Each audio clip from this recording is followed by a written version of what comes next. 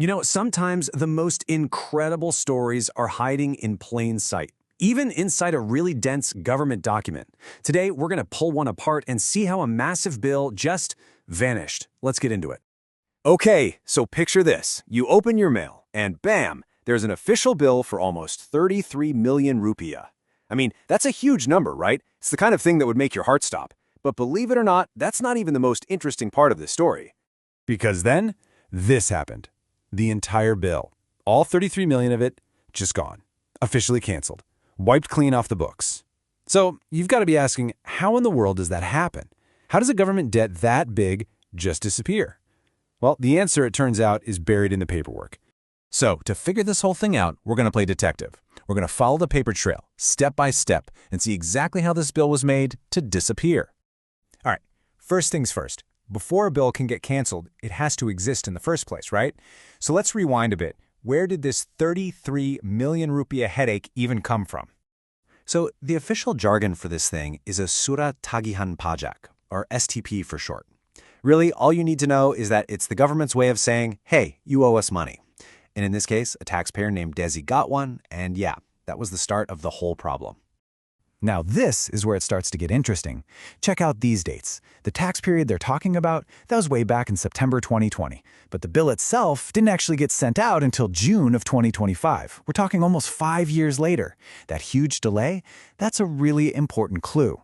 And this right here, this is the turning point in the story. Because after they sent that bill, the tax office themselves realized, uh-oh, something isn't right here. So they started their own internal process to fix their own mistake. It's what's known as an official correction. The key phrase you need to know is pembatalan secara jabatan. It's a fancy term, but it translates to ex officio cancellation. So what does that mean? Think of it like this. The tax office is its own referee. They looked back at the play, realized they made a bad call, and they blew the whistle on themselves to fix it. The taxpayer didn't even have to complain or file an appeal. The system corrected itself.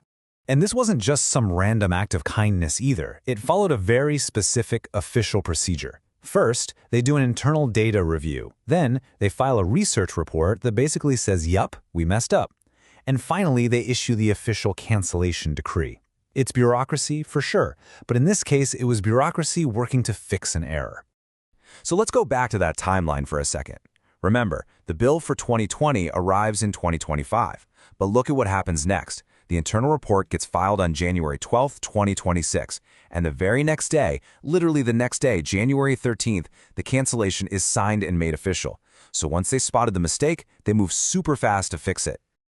Okay, so we know how it happened. Now let's look at the actual proof. We're going to dig into the final document, the Surat Keputusan, the official decree that made this whole thing go away for good. And this is the money shot, right here. This is straight from that final decree.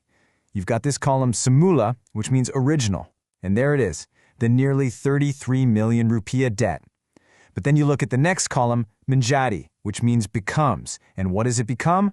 A big, fat zero. It's basically the government waving a magic wand. This is the undeniable proof that the debt is gone. But wait, how do we even know this document is legit? Well, in today's world, you look for this little guy, a QR code. And that's not just for looks. You can actually scan it with your phone and it'll verify that the whole thing is authentic.